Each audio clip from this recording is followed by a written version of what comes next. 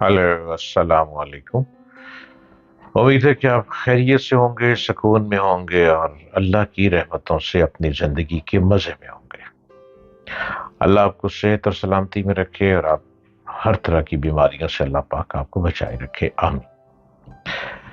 मेरा YouTube channel subscribe कीजिए और मैं हर रोज आपके सामने नई नई गुफ्तगू लिए आता हूँ। डॉक्टर जलील असलम ऑफिशियल, इसको आप देखते रहिए। इंसान की खिदमत का मुआवजा इंसान की मोहब्बत है। ये असूल किसी एक मुल्क के लिए नहीं है, बल्कि सारी दुनिया के लिए है। जो लोग इंसानों की खिदमत करें, उनको इससे एक तरफ बेपनाह कल्बी सुकून मिलता है, उसी के साथ दूसरों के अंदर उन्हें इज्जत और महबूबियत का वो मकाम हासिल होता है कि उनके दुश्मन भी उनके दोस्त बन जाएं। लेकिन अब इंसानियत के साथ खलवाड़ भी बहुत हो रहे हैं। इंसानों को लालच दिया जाता है कि तुम्हें यूरोप के किसी मुल्क में पहुंचा देंगे, हमें 30 से 40 लाख दे दो, पूरे पूरे खानदान पहुंचा देंगे और तुम बहुत सेटल हो जाओगे। मासूम लोग इस चक्कर में एजेंट्स के आगे बर्बाद हो जाते हैं और घर बार बेच देते हैं, अपने आप को फरोख्त कर देते हैं। लेकिन अंजाम क्या होता है? बॉर्डर पे कहीं ना कहीं मौत, समंदर में कहीं ना कहीं डूब जाना और कभी किनारा ना मिल पाना। अभी हाल ही में बलूचिस्तान की एक फैमिली, हजारा फैमिली के 4 लोग, मियां बीवी, 2 बच्चे, ईरान शिफ्ट हुए। 2 साल के लिए ईरान में जॉब की।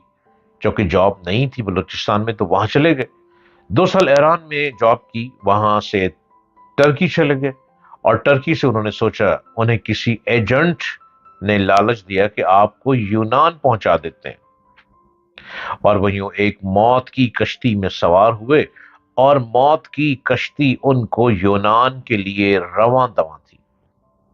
समंदर के बीच में जाके कश्ती उलट गई और चारों के चारों वहीं पे डूब गए। यह है इंसानियत। अब इंसान इंसान से प्यार नहीं करता, अब इंसान इंसान से पैसा लूटने के रास्ते ढूंढता है। मासूम इंसान लुटपुट जाते हैं या तबाही बर्बादी में चले जाते हैं या अपना सब कुछ बेचकर बेचारे फिर भी समंदर ही में डूब जाते हैं। कौन है जो उनको बचाएगा? कोई भी नहीं। इस बात की कोई जिम्मेदारी उठाता ही नहीं, क्योंकि लोग रोजगार के लिए, पैसे की तलाश में, अच्छा फ्यूचर बनाने के लिए ये समझते हैं कि यूरोप में जाकर बहुत कमा लेंगे। जो 40 या 50 लाख रुपया एजेंट को देकर अपना मुल्क छोड़ के जाते हैं, क्या 40-50 लाख में अपने मुल्क में अब काम नहीं कर सकते? बिल्कुल कर सकते हैं। कुछ भी ना करें, 40-50 का एक ट्रक ही खरीद लें। इस ट्रक पे सामान लोड कर और पिशावर से खैबर पख्तूनख्वा से कराची और सिंध तक माल सप्लाई करें, लोगों के माल डिलीवरी करें। आप बहुत पैसा कमा लेंगे। एक ट्रक से कई ट्रक बना लेंगे। बाहर जाने का ख्याल छोड़े, अपने ही मुल्क में यूरोप बना सकते हैं। पैसे की रेल पेल इस मुल्क में बहुत है, लेकिन काम करने का हुनर आपके पास होना चाहिए। और हुनर आप अपने अपने अंदर पैदा कर सकते हैं। इस वक्त किसी भी मुल्क के बॉर्डर गैर कानूनी तौर पर अबूर करना अपनी जिंदगी की बाजी हारने के बराबर है। जमीनी बॉर्डर पर मौजूद सिक्योरिटी एहलकार अपनी तरफ आने वाले गैर कानूनी जो लोग मुल्क छोड़कर दूसरे मुल्क जाने की कोशिश करते हैं, उनको गोली मारने से दरेक नहीं करते। जबकि समंदरी बॉर्डर पर कश्ती को घेर कर वापस जाने का हुक्म दिया जाता है। फिर क्या वजह है कि पाकिस्तान के दर्जनों वालिदैन लाखों रुपए देकर अपने बच्चों को मौत के मुंह में भेज रहे हैं और उनकी स्मगलिंग करने वाले एजेंट माफिया को कोई पकड़ भी नहीं पा रहा? यूनान के समंदर में जिस कश्ती को हादसा पेश आया, جو کہ ابھی کچھ عرصہ پہلے کی بات ہے، اس میں 300 سے زائد پاکستانی ہلاک ہو گئے ہیں۔ یہ تو صرف اندازے سے بتائے جا رہے ہیں، اور در حقیقت یہ تعداد کئی گنا زیادہ ہوگی۔ لیکن کیونکہ غیر قانونی طور پر دوسرے ملک میں بھیجے جانے والے افراد کی قانونی دستاویزات تو ایجنٹ پہلے ہی ختم کر دیتے ہیں، تاکہ پکڑے جانے یا مر جانے پر ان کی شناخت نہ ہو سکے اور ان کا نیٹ ورک چلتا رہے۔ یہ 300 سے زائد ڈیتھس ہونے والے پاکستانی مفت نہیں، بلکہ پیسے دے کر ڈنکی لگا رہے تھے۔ ایجنٹ ایک شخص سے 20 سے 40 لاکھ پاکستانی روپے وصول کرتے ہیں، یورپ میں داخل کرنے کا وعدہ کرتے ہیں۔ یعنی اس سارے نیٹ ورک کے مالی حجم کا اندازہ لگایا جائے تو ہلاک ہونے والے 300 پاکستانیوں سے مجموعی طور پر کم و بیش 75 کروڑ سے 120 کروڑ روپے تک پاکستانی روپے وصول کیے گئے تھے۔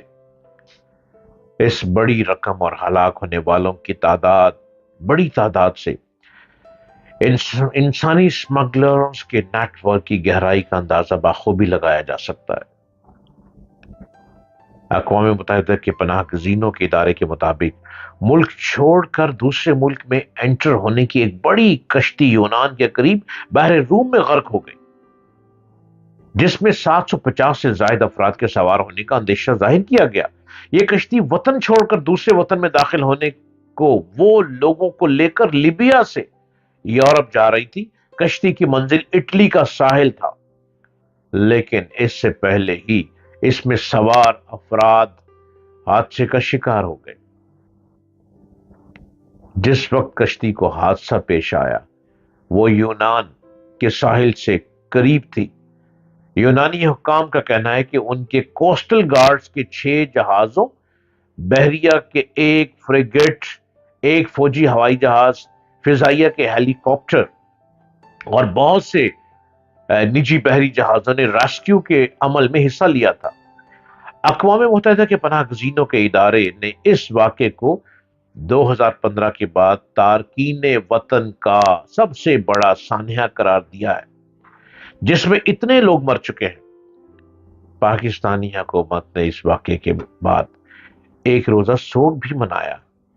دوسری جانب برطانوی خبر رساں ادارے گارڈین کی ایک رپورٹ میں بتایا گیا ہے کہ پاکستانیوں کی کشتی کے بالکل نچلے حصے میں پاکستانیوں کو رکھا گیا تھا۔ اس نچلے حصے میں ہونے کے سبب حادثے میں ان افراد کا بچ جانا یا بچ پانا ناممکن تھا۔